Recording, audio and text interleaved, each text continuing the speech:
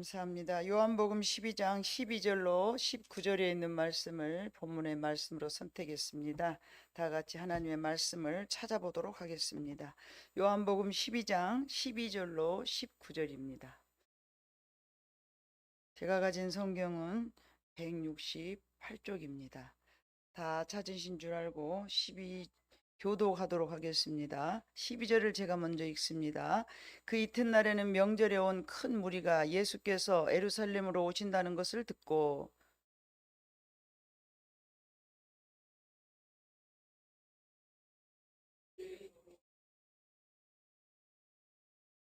예수는 한 나귀를 보고 타시니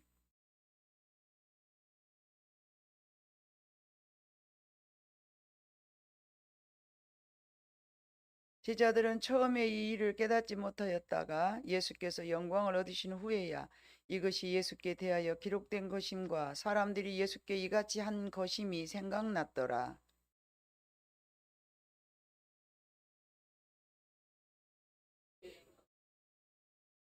이에 무리가 예수를 맞으면 이 표적 행하심을 들었음이로라. 너희 하는 일이 쓸데없다. 보라, 온 세상이 그를 따르는도다 하니라. 아멘. 유월절을 지키러 온 사람들이 예수님이 예루살렘에 오신다는 소식을 들었어요. 얼마나 많은 인파가 몰려왔는지 몰라요. 그곳에서는 예수님의 사역의 표적을 함께 보았던 사람들이 몰려왔는데 이 무리들이 예루살렘에 모인 이유는 이제 6월절 제사도 있지만 명절이기 때문에 6월절 제사는 이스라엘의 대명절입니다. 그 명절을 지키기 위해서 사람들이 온 백성들이 다 이제 모여서 6월절을 지내기 때문에요. 우리는 각자 명절이 있어도 집에서 지내기 때문에 그런 풍습을 우리는 헤아릴 수 없지만 이스라엘 백성들은 다 함께 모여서 그 6월절 제사를 절기 행사를 지냈습니다.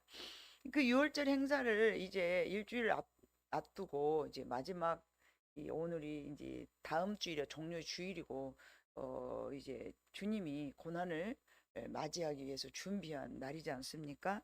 그래서 그런 시기가 지금 오늘 본문하고 비슷합니다. 그런데 더 많이 모인 이유가 있는데 죽은 나사로가 살아난 거예요. 그 사건 때문에 더 많은 인파가 몰렸다라고 17절에 우리가 본문 삼은 17절에 그렇게 되어 있습니다. 나사로를 무덤에서 불러내어 죽은 자 가운데 살리실 때에 함께 있던 무리가 증언한지라. 너무 많은 사람들이 사람이 죽었다가 살아났는데 얼마나 이게 놀라운 일입니까? 죽어서 나흘이나 됐는데 팔레스타인 지역은 여러분이 알다시피 너무 고온이잖아요. 근데 그 송장이 나흘이면 가만 썩습니다. 그런데 그 썩어서 미라처럼 이렇게 몸을 다 이렇게 천으로 둥둥둥 감아놓은 사람이 예수님께서 굴 앞에서 나사로야 나오너라 하니까는 그냥 이 사람이 그냥 그 예수님의 명령에 따라서 이렇게 걸어서 나오는 거예요. 그거를 보는 이스라엘 백성들이 얼마나 놀랐겠습니까? 그런데 그분이 이제 이 예루살렘을 오신다고 그러니까 너무 반가워가지고 종려나무 가지를 들고 맞이하러 나온 거예요. 13절에 봐보니까 종려나무 가지를 가지고 맞으러 나와 외쳐 호산나 찬송하리로다 주의 이름으로 오시는 이 곧 그 이스라엘 왕이시여 하더라 하면서 누구가 한 사람도 자 예수라는 사람이 오는데 우리가 이렇게 합시다 그러면서 지진도 한 사람이 없어요.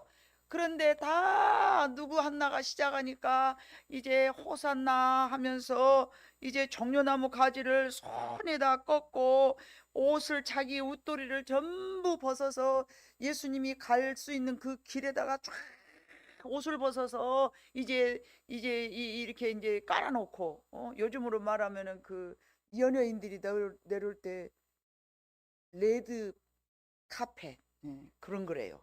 그 레드 카펫이라고 붉은색 카펫을 쫙 깔아놓지만 이들은 그게 아니고 자기 위에 옷을 전수 벗어서 다 그냥 아주 깔아놓고 종려나무를 가지고 흔들면서 호산나 다윗의 자손 예수여 막 호산나 하면서 막 손을 흔드는 거예요. 이게 이렇게 외치는데 이 호산나라는 말은요.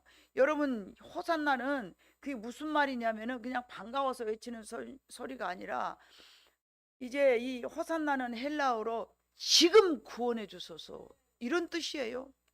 호산나. 그러니까 우리는 그냥 그냥 자기들끼리 뭐 반갑다고 한 말인갑다. 근데 그게 아니라 지금 구원하소서, 지금 구원하소서, 지금 구원하소서. 막 이렇게요. 그 종려나무 가지를 막 흔들면서 옷을 쫙 깔아면서 마치 왕이 입성한 것처럼 막 그렇게 대접을 하는 거예요, 예수님을. 다윗의 자손이라는 말은요, 다윗은 왕갑니다.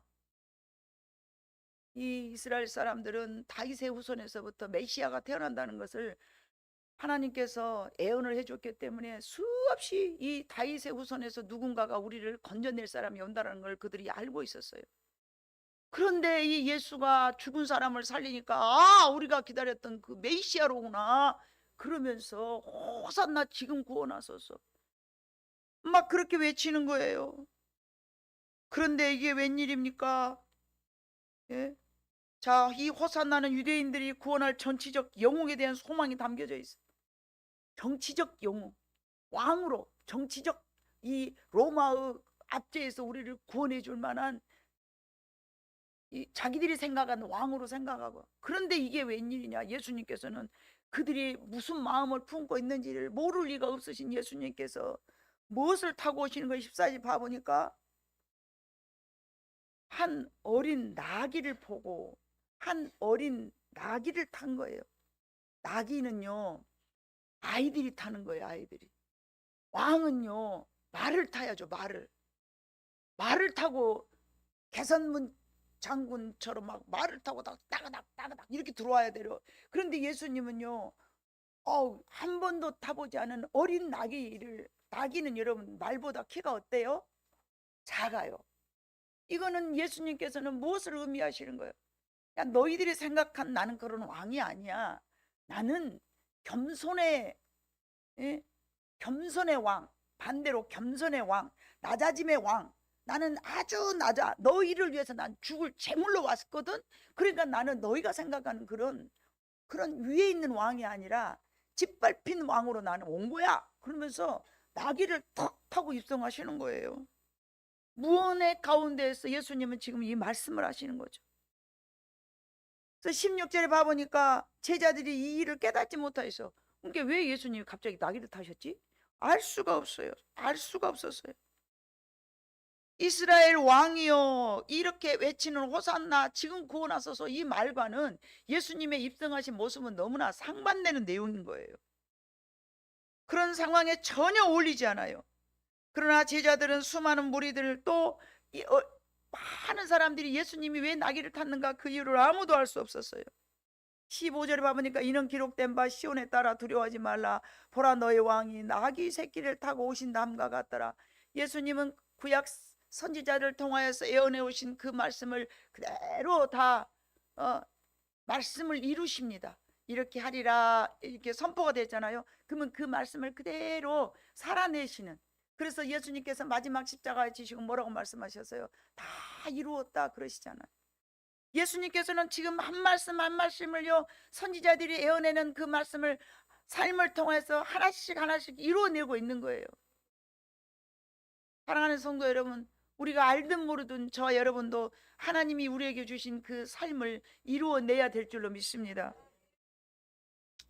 바리새인들은 이 15절을 봐보니까 이제 나귀 새끼를 타고 온 그것을 보면서 19절에 뭐라고 말해? 바리새인들이 자기도 모르게 예수님께서 타고 오신 이 상황을 자기도 모르게 모르면서 진실을 말한 거예요. 하나님 말씀 말해서 뭐라고 했냐면 서로 말하되 볼지어다 너희가 하는 일이 쓸데없다. 보라 온 세상이 그를 따르는도다. 너희들이 지금 뭔 짓을 하고 있느냐 하면서 그냥 너희들이 이제 야, 정치적으로 너희들 왕을 지금 대접하려고 하고 있지만 사실 나는 이 예수가 이번에 오면은 죽이려고 그러거든. 너희들 생각하는 것하고 전혀 막 호산나 하고 난리 법석인데 너희들 뜻대로 되지 아니할 걸 하면서 바리새인들은 이 말을 했는데, 마지막 부분에 온 세상이 그를 따르는도다 하니라, 이 말은요, 자기의 의중과 상관없이 그들의 입술을 통하여서 하나님의 애언의 말씀을 자기도 모르는 순간에 무의식 중에 선포를 하셨어요. 선포를 했어요. 바리새인들이요. 자기들이 전혀 알지 못하는 말이에요. 예수님을 죽이려는 마음을 갖고 있어요. 우리가 본문 삼았던 이 앞장 11장 여러분 53절을 읽어봐 보니까, 이날부터는 그들이 예수를 죽이려고 모의하니라. 아멘. 이 죽이려고 모의를 했기 때문에 다 계획이 세워져 있는데, 막 백성들은 속없이 호산나, 나를 구원하소서, 지금 당장 우리를 구원하소서 막 외치는 거예요. 그러니까 바리새인들이 그거를 듣고 하는 말이, 너희들이 하는 거에 지금 무슨 소용이 있냐, 우리는 저를 죽이려고 작정하고 있는데 너희가 왕으로 막 호산나, 아이고 얼척없네, 그러면서 비웃는 거예요. 예수님은 바리새인들의 생각을 모를 리도 없고, 이스라엘 백성들이 환영하는 호산나 소리를 외치는 말에 그 예수님께서는 그들의 마음을 모르실 리가 없고, 그런 아무도 모르는 상황 속에서 하나님은 예수님을 통해서 일하시는 그 계획을 이루어내시고, 하나님의 계획은 전혀 다른 데가 있었어요. 호산나 다윗의 자손이요, 다윗의 자손 예수요. 그런 환호 소리는 곧 십자가의 고통으로 바뀌게 됩니다. 일주일 뒤면요. 아무도 모르죠, 이거를. 예수님은 적당하게 순종을 한 게 아니에요. 우리 인간들은 하나님 앞에서 적당하게 순종하잖아요. 내가 할 수 있을 만큼만 순종하잖아요. 그러나 예수님은 적당한 선에서 순종을 멈추지 아니하고 온전히 생명을 다하는 순간까지 하나님 말씀에 순종하고 복종한 줄로 믿습니다. 그의 진정한 승리는 세상의 한헛소리가 아닌 하나님의 뜻이 끝까지 순종하는 자리였는데, 12장 26절을 봐보니까, 사람이 나를 섬기려면 나를 따르라. 나 있는 곳에 나를 섬기는 자도 거기 있으리니 사람이 나를 섬기려면 내 아버지께서 그를 귀히 여기시리라. 사람이 나를 섬기려면 나를 따르라. 나 있는 곳에 나를 섬기는 자도 거기 있으리니 사람이 나를 섬기면 내 아버지께서 그를 귀히 여기시리라. 아멘. 예수님을 따르려고 우리는 마음먹은 사람들입니다. 맞죠? 하나님 아들인 예수 그리스도를 우리는 따르리라. 이렇게 제자까지는 아니라도 우리는 예수님의 삶을 닮아내기를 원하고 예수님의 가르침을 우리의 삶 속에다가 적용시키고 우리는 열심히 그렇게 따르려고 합니다. 그런데 그 예수님께서 말씀하시는 것이, 너희가 나를 따르려면 나 있는 곳에 나를 섬기는 자도 거기 있으리니, 나를 섬기는 자가 거기 있는 게 어딜까요? 나귀를 타는 겸손의 자리고요, 남의 허물을 짊어지고 덮어줄 수 있는 희생과 헌신의 자리이고요, 남의 모든 비방과 다른 사람의 모든 그런 참 마음 아픈 어떤 상황이 있을지라도 십자가를 짊어지고 따르려 하는 희생의 자리인 줄로 믿습니다. 한 영혼을 위해서는 자기의 목숨까지라도 아낌없이 내어줄 줄 아는 그런 자리가 예수님이 서 계신 자리인 줄로 믿습니다. 그런 자리에 너희가 서 있기만 한다면 나는 그를 귀하게 여기시리라. 아멘. 우리가 뭐라고 우리를 귀하게 여기실까요? 우리가 하나님의 말씀처럼 예수님이 따르시는 것처럼 100%다 순종할 수는 없습니다. 그러나 순종하고자 하는 우리의 마음을 보시고 예수님께서 우리를 귀하게 여겨주신다라고 말씀하고 계십니다. 너희가 나를 따르면 나 있는 곳에까지 따라간다. 예수님의 화려한 입성 뒤에 감춰진 죽음의 행사는 아무도 알 수 없었습니다. 수많은 인파가 겉옷을 길에 펴고 종려나무 가지를 흔들며 외쳤을 때 그들의 기대는 왕으로 입성하여 자신들을 구원해 줄 강렬한 힘을 가진 정복자를 기대하였습니다. 그러나 그 환호성 뒤에 가려진 예수님의 진짜 마음은 나기가 보여줍니다. 예수님은 십자가를 바라보면서 성 안으로 들어왔습니다. 고난의 십자가, 고통의 십자가, 우리의 모든 인류의 죄를 담당할 십자가를 바라보면서 나귀를 타고 들어오신 것입니다. 그러면서 그분이 오신 것은 승리를 선언하러 오신 것이 아니라 우리를 위하여 기꺼이 죽으려고 오시는 것이었습니다. 예수님은 그들이 기다리고 있는 메시아가 아니었고, 유대인들은 자신들을 구원할 정치적 메시아를 기다렸지만, 예수님은 십자가에 달리심으로써 진정한 메시아가 되시러 이 땅에 오셨습니다. 그런데 우리의 생각은 그렇기 때문에 다 내려놔야 되는데, 우리의 생각은 내려놓지 않고 주님의 뜻을 따르는 것은 우리의 마음속에서 원하는 다른 나의 생각들을 다 비워버리고 내려버려야 될 줄로 믿습니다. 교회 봉사를 하기 위해서도 마찬가지입니다. 교회 봉사를 하면서도 내 생각은 반드시 다 죽이고 내려놓을 때에 하나님의 온전한 순종, 100%의 순종, 주님이 가셨던 그 길, 나귀 새끼를 타고 십자가를 짊어진 같은 그런 기분에, 그런 마음에, 그런 삶으로 여러분들이 진정한 순종이 될 줄로 믿습니다. 그것이 비록 십자가의 길이라 할지라도 따라가야 됩니다. 나를 섬기는 사람은 나 있는 곳에 나를 섬기는 자도 있으려니. 나귀를 타고 오신 예수님, 군중들은 겉옷을 벗어서 길에 깔았을 때에 왕으로 환호를 하였지만, 호산나 다윗의 자손이여 우리의 왕이여 지금 우리를 도우소서 하였지만, 예수님은 도우기로 오셨지만은 그런 방법이 아닌 다른 방법으로 나귀를 타고 낮은 자의 모습으로, 초라한 모습으로, 겸손의 모습으로, 그런 모습으로 찾아오신 것입니다. 아우구스티라는 사람이 있어요. 아우구스티. 근데 이 사람이 무슨 말을 했냐면은요, 천사들은 악마로 바꾼 것은, 천사들을 악마로 바꾼 것은 교만이고요, 사람들을 천사로 만든 것은요 겸손이다, 이런 말을 했대요.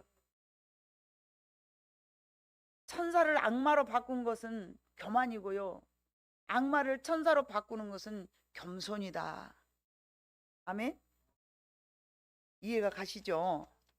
와닿죠? 여러분, 물은 언제나 어디서부터 어디로 흐릅니까? 높은 곳에서부터 낮은 곳으로 흐르죠. 그런데 여러분, 저 산꼭대기에 머물러 있는 그 폭포 같은 너무 아름다운, 막 너무 좋다고 막 한호성을 짓잖아요.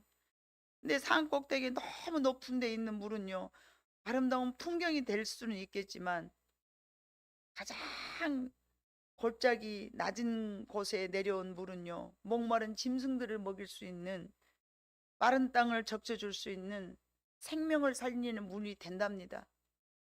아름다움도 좋겠지만 골짜기에 누가 보여지지도 않고 알아주지 않는 그 물은 많은 짐승이나 생물들을 살려내는 물이 된다는데,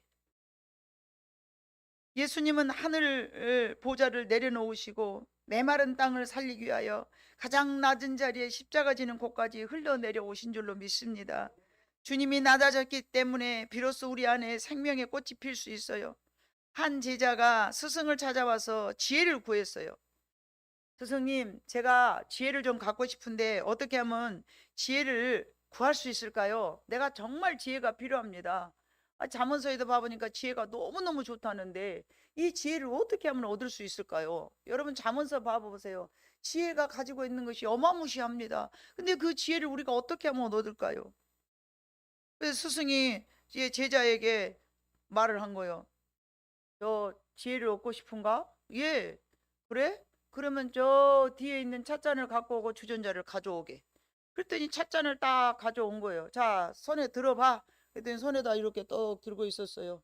그랬더니 스승이 물을 붓기 시작합니다. 얼마 안 있으면 작은 찻잔이 어째요? 예, 가득 찼어. 가득 찼는데 스승이 계속 쩔쩔쩔쩔쩔 따르고 있는 거예요.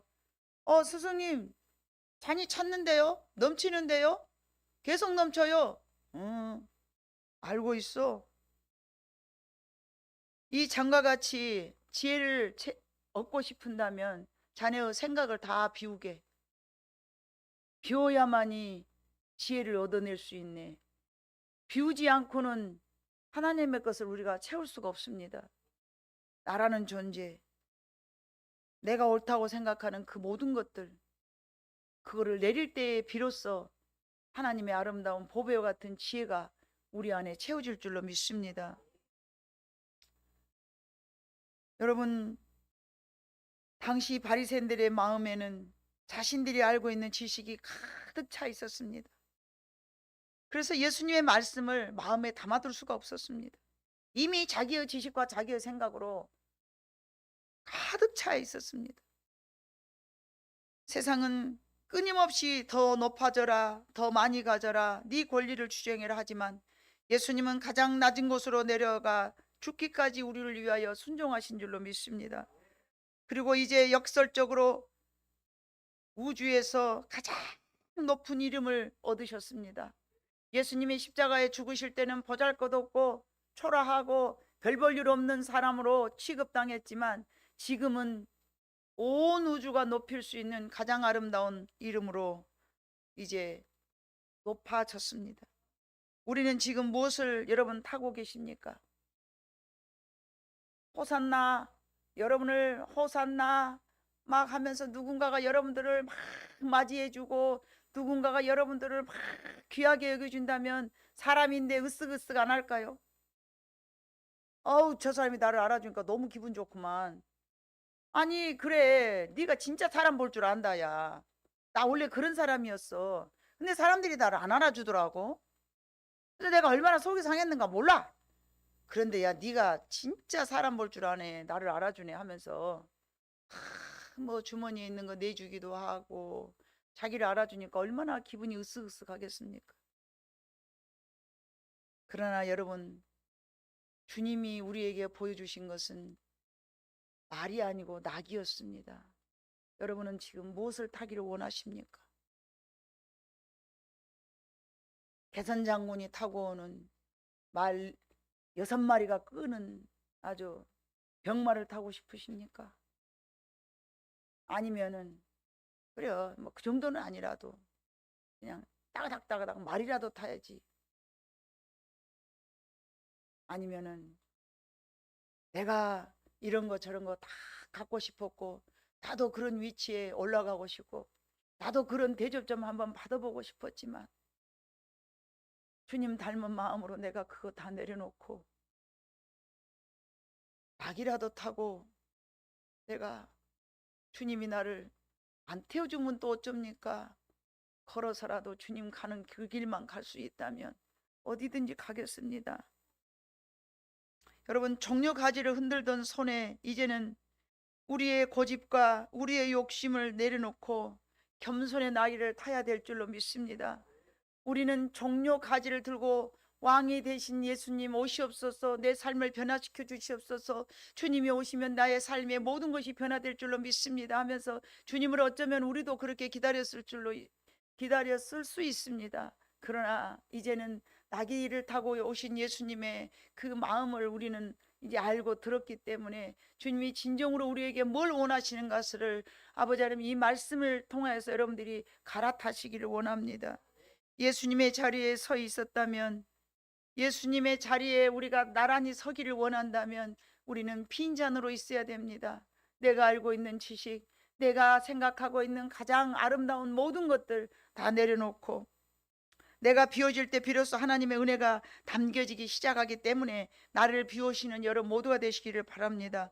빌립보서 2장 5절로 11절에 봐보니까 너희는 이 마음을 배우라고 그랬는데 너희 안에 이 마음을 품으라 곧 그리스도 예수의 마음이니 그는 근본 하나님의 본체시나 하나님과 동등됨을 취할 것으로 여기지 아니하시고 오히려 자기를 비워 종의 형체를 가지사 사람들과 같이 되셨고 사람의 모양으로 나타나사 자기를 낮추시고 죽기까지 복종하셨으니 곧 십자가에 죽으심이라.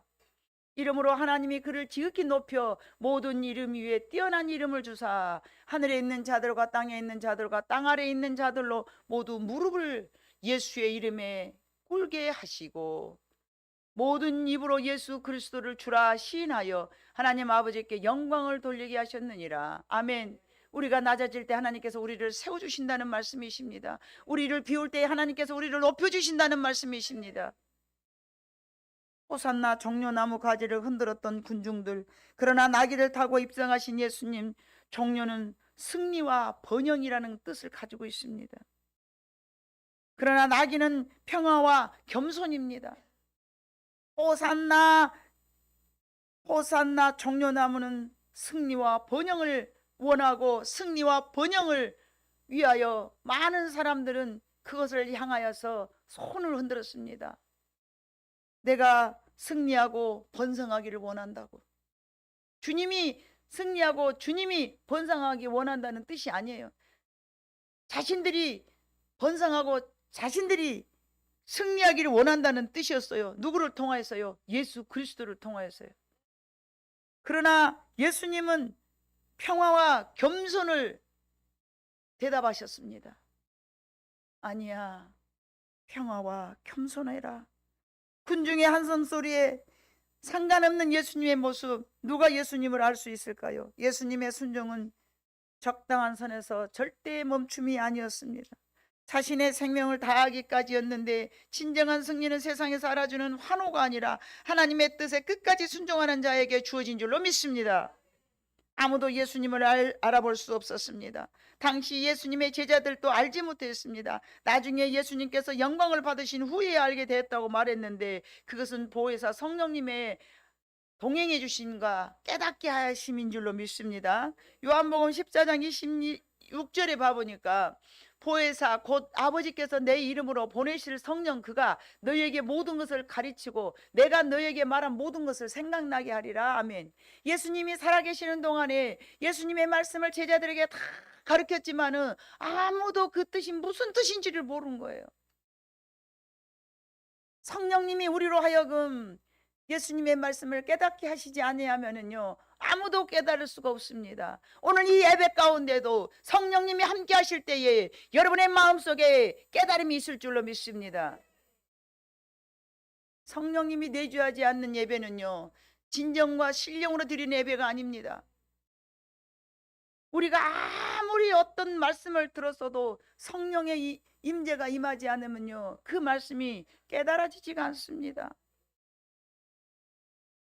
요한복음 16장 13절에도 비슷한 말씀이 있는데 우리를 진리 가운데로 인도하시면 다 같이 읽어봅니다. 시작.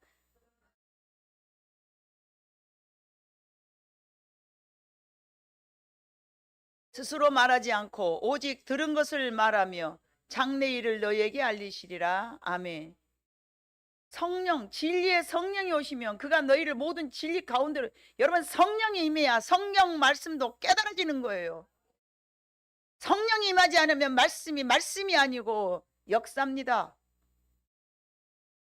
성령을 사모하시기를 바랍니다. 성령 세례를 받으라고 예수님도 그렇게 우리에게 말씀하시고 권면하셨습니다. 요한이 그랬죠. 요한이 나는 물로 세례를 주지만은 내 뒤에 오실 이는 너희에게 성령으로 세례를 주실 것이니. 예수님이 우리에게 임하셨을 때 예수님이 성령 하나님의 영이 우리에게 임하여야만이 우리를 진리 가운데로 인도하십니다. 그가 스스로 말하지 않고 오직 들은 것을 말하며 장래 일을 너희에게 알리시리라. 아멘. 성령님의 역사가 있으므로 비로소 제자들이 나중에 알게 된 거예요. 성령의 마가 요한의 다락방에서 성령이 임하고 난 뒤에야 그 말씀이었구나 제자들이 깨달은 거예요. 예수님은 온 세상을 구원하실 유월절 어린 양으로 오셨습니다. 그런데 예수를 믿는다고 하여서 자기의 유익을 기대하는 교인들이 얼마나 많은지를 모릅니다. 자기가 높아져야 되고 자기가 대접받아야 되고 나를 알아줘야 되고 심지어는 교회를 다니면서 돈 잘 벌어야 되고 그게 목적인 사람들이 얼마나 많이 있는지 모릅니다. 여러분 예수를 믿는 것은요 섬기고 낮아지는 것이지 예수를 믿는다고 하여 변함이 없이 끝까지 자기를 버릴 줄을 모른다면 하나님이 우리를 통하여서 열매 맺지 못한다고 실망하실 것입니다. 여러분 심지어는 교회 안에 있는 지도자들 중에서도 그런 사람들이 비일비재합니다. 어디 성도뿐이겠습니까? 목사들도 그런 사람들이 너무나 많습니다. 십자가의 복음보다는 세속적인 복음을 더 강조하고 가리키고 사람들에게 귀에 달콤하게 회개하시오 소리 하면은 큰일 날까 봐서 그런 설교 한 번도 못하고 도덕적이고, 예? 그냥 들으면 너무 평안하고 좋은 말만, 들으면 거스를 말은 한마디도 못하고, 하나님은 그런 목자를 싹군이라고 그러셨더라고요.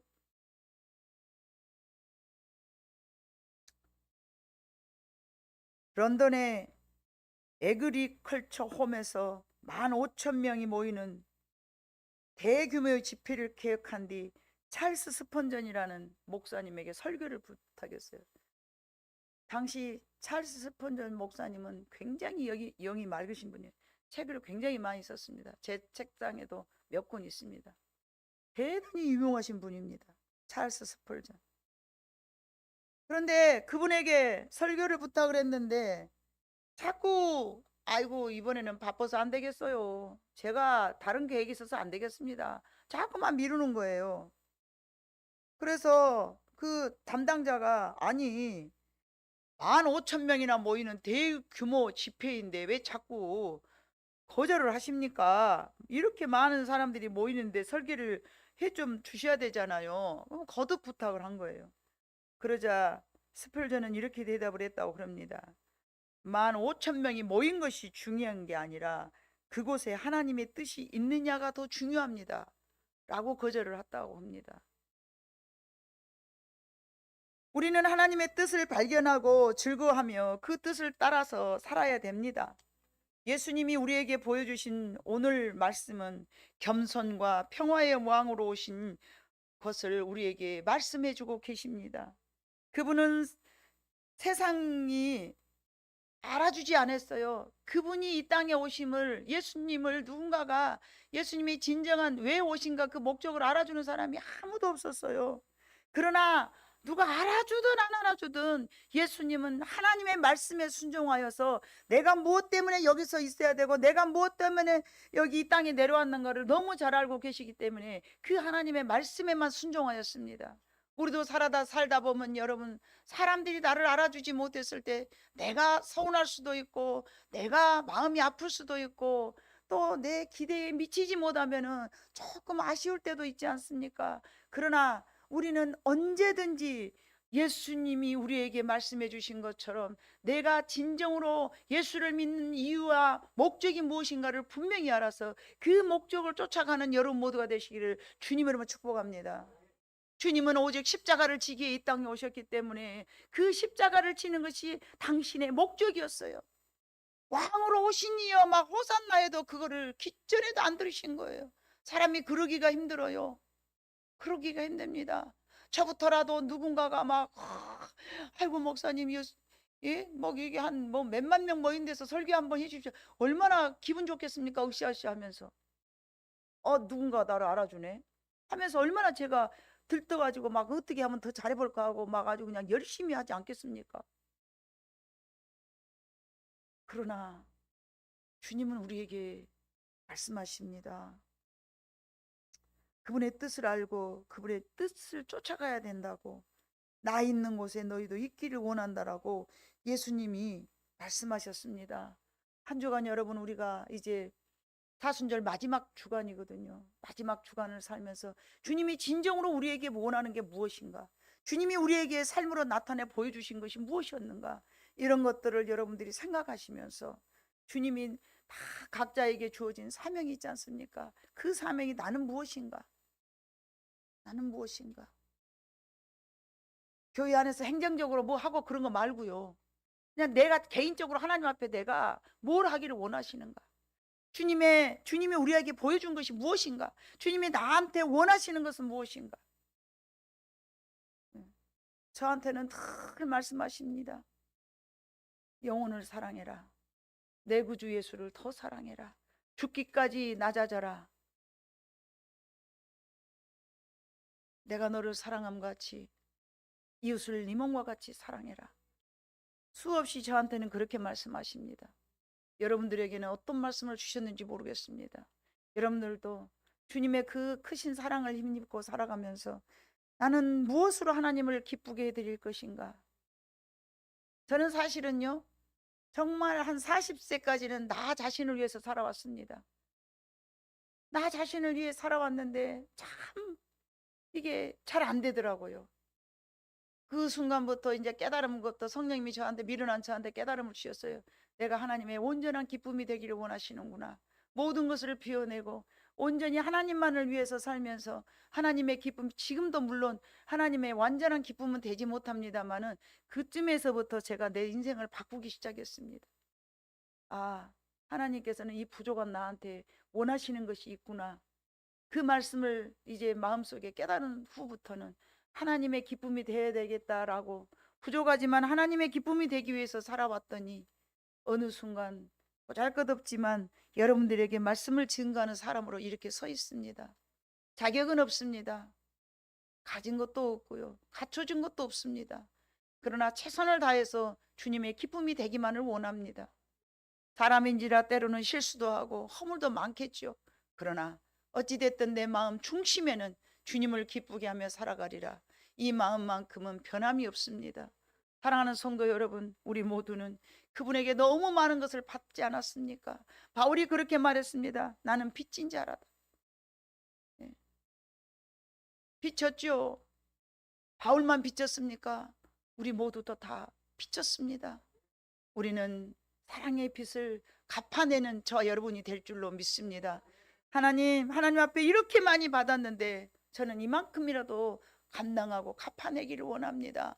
이런 마음으로 우리가 살아갈 때에 살아계신 하나님께서 여러분들을 더 풍성하게 채워주시고, 주님께서 이 땅에 오신 이유는 요한복음 10장 10절 늘 말씀드린 것 같이 내가 온 것은 생명을 얻을 뿐만 아니라 너에게 더 풍성하게 주기 위함이라 라고 말씀하셨습니다. 여러분의 삶이 더 풍성해지고 여러분이 생각한 것 그 이상의 것으로 분명히 하나님께서 갚아주시리라 믿습니다. 주님이 이 땅에 오신 것은 낮고 천한 우리들을 사랑하러 오셨기 때문에 우리 모두도 주님을 더욱더욱 사랑하는 여러분 모두가 되시기를 주님의 이름으로 축복합니다. 기도하겠습니다. 사랑 많으신 아버지 하나님,